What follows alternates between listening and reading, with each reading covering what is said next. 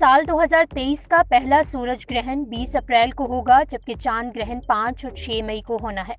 महकमा मौसमियात के मुताबिक पहला सूरज ग्रहण पाकिस्तानी वक्त के मुताबिक सुबह 6:34 पर शुरू होगा। सूरज ग्रहण मगरिब ऑस्ट्रेलिया, जनूबी एशिया, ऑस्ट्रेलिया, पैसिफिक और इंडियन ओशन में दिखाई देगा। दूसरा और आखिरी सूरज ग्रहण का आगाज 14 अक्टूबर रात 8 बजे होगा और इसका अख्ताम 15 अक्टूबर रात 1:55 पर होना है, मगर ये दोनों पाकिस्तान में दिखाई नहीं देंगे।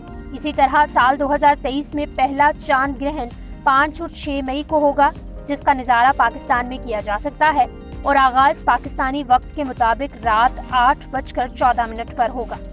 5 मई रात 10:23 पर चांद ग्रहण अरूज पर होगा, ताहम इसका अख्ताम 6 मई रात 12:32 पर होना है।